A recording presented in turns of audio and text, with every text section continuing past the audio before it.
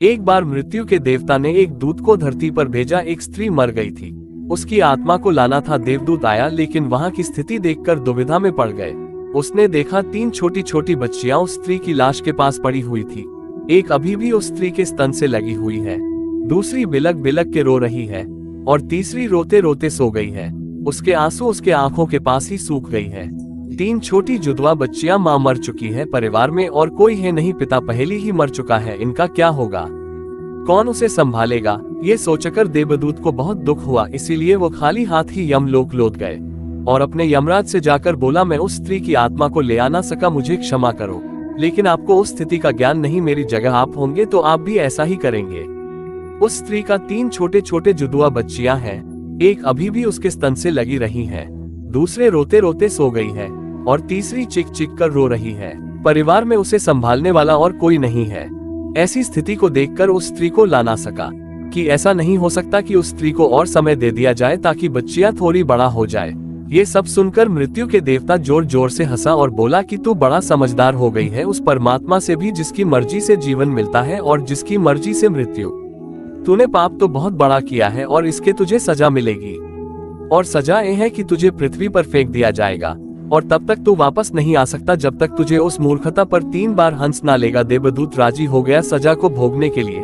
उसे पूरा भरोसा था, शहीदों में ही हूँ, हंसने का मौका ही क्यों आएगा। देवदूत को जमीन पर फेंक दिया गया। ठंड का मौसम था, वो एक सड़क के किनारे नग्न अवस्था में पड़ा हुआ था।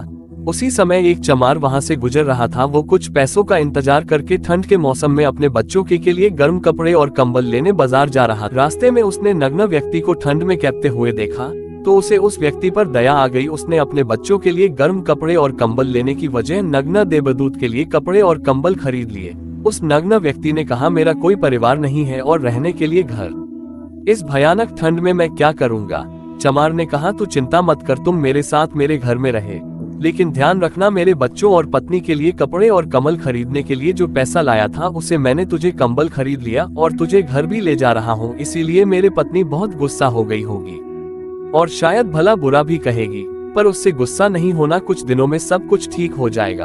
उस देवदूत को लेकर चमार घर पहुंच गया। ना चमार को पता था जिससे वह कर ले जा रहा था वह देवदूत है, और ना ही पत्नी को पता था जो घर में आया है वह साधारण व्यक्ति नहीं बल्कि देवदूत है, जिसे आते ही घर में खुशियों की बाढ़ आ। जैसे ही चमार देवदूत को लेकर घर पहुंचा और पत्नी को सारी घटना बताई, पत्नी गुस्से से आग बबूला हो गई।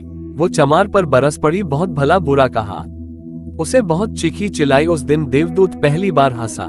चमार ने पूछा, क्या बात है, हंसते क्यों हो। देवदूत ने कहा, जब मैं 3 बार हंस लूंगा तो हंसने का कारण बता दूंगा।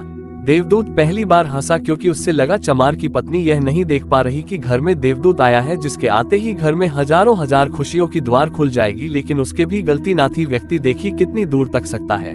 वह तो बस इतना ही देख पा रही थी, बच्चों की कपड़े और कमल चली गई, जो खो गया उसे तो वह देख पा रही थी, लेकिन जो मिला है उसे वह ना देख पा सकी।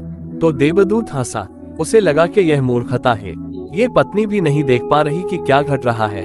देवदूत घर में रहने लगी और चमार से काम सीख लिया। क्योंकि वह देवदूत था इसीलिए वो 10 दिनों में ही सब काम सीख लिया। वो जूते बनाने लग गई और सिर्फ कुछ ही महीनों में उसके जूते इतने बिकी कि चमार अमीर हो गए। साल भर में तो पूरे देश में बात फैल गई कि उस जैसे जूते कहीं और बन ही नहीं सकता। राजाओं और सम्राटों का जूते अब उसके यहाँ बनने लगी थी। चमार के घर में धन की बारिश होने लगी, सब बहुत खुश थी और सब कुछ बहुत अच्छा चल रहा था। लेकिन एक दिन सम्राट का आदमी आया और बोला, ये चमड़ा बड़ा कीमती है, आसानी से मिलता नहीं, कोई गलती नहीं होनी चाहिए। सम्राट के लिए जूते बनानी है और ठीक इस तरह से बनानी है, ध्यान रखना, जूते ही बनानी है, चप्पल नहीं। उस राज्य में ऐसी प्रथा थी, जब कोई व्यक्ति मर जाता है तो उसे चमड़े की चप्पल पहनाकर चिता पर लिटाया जाता था। चमार ने देवदूत से कहा, चप्पल नहीं बना देना, जूते ही बनाना, सम्राट का स्पष्ट आदेश है, और ध्यान रखना चमड़ा सिर्फ इतना ही है, कोई गलती मत करना वरना बहुत मुसीबत में फंस सकते हैं, सम्राट का काम है। इतना कहने के बाद भी देवदूत ने उस चमड़े से चप्पल ही बनाया। जब चमार ने देखा देवदूत ने जूते की जगह चप्पल बनाई है तो चमार आग बबूला हो गया।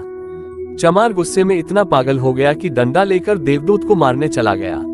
उसी वक्त सम्राट के आदमी आया और कहा, चप्पल ही बनाना, जूते नहीं, क्योंकि सम्राट का मौत हो गया है। यह सुनते ही चमार के हाथ से डंडा छूट गया और देवदूत से माफी मांगी। देवदूत को ही बात नहीं कहकर खिलखिलाकर हंसा। चमार ने देवदूत पूछा, क्यों हंसा। देवदूत ने कहा, जब मैं 3 बार हंस लूंगा तब सब कुछ बता दूंगा। भविष्य अज्ञात है और शिवाय उस परमात्मा के किसी को नहीं पता कि आगे क्या होगा। और इंसान तो वैसे भी अपने अतीत के अनुभवों के अनुसार निर्णय लेता है। सम्राट जिंदा था तो जूते चाहिए थे और मर गया तो चप्पल। देवदूत दोबारा हंसा, ये सोचकर कि भविष्य का कोई हमें ज्ञात नहीं और हम आकांक्षाएं करते रहते हैं, अनुमान लगाते हैं जो कि पूरी तरह व्यर्थ है। हम इच्छा करते हैं ये घटेगा लेकिन वो कभी नहीं घटता, क्योंकि कुछ और ही घटना तय है। हमारी नीति बिना हमसे पूछे चलती है, लेकिन हम बेवजह हल्ला मचाए रहते हैं। चाहिए चप्पल लेकिन जूते बनाते हैं। मरने का समय नजदीक आ रहा है लेकिन हम जिंदगी का आयोजन करते हैं। तो देवदूत को लगा कि मुझे क्या पता उन लड़कियों का भविष्य क्या होगा, मैं बेवजह ही बीच में पड़ा। यही सब सोचकर अपनी मूर्खता पर देवदूत आज खिलखिलाकर हंसा। इसी प्रकार कुछ वर्षों बाद तीसरी घटना घटी। देवदूत चमार के दुकान में बैठा जूता बना रहा था। तभी वहां 3 जवान लड़कियां एक बूढ़ी औरत के साथ आई। इन तीनों की शादी होने वाली थी तो वह अपने शादी के लिए जूते बनवाने आई थी, जूते की नाप देने आई थी। देवदूत उन्हें देखते ही पहचान गया कि वही तीनों लड़कियां हैं जिन्हें वह मृत मां के पास छोड़कर आया था, जिनके कारण आज वो ये सजा भुगत रहा है।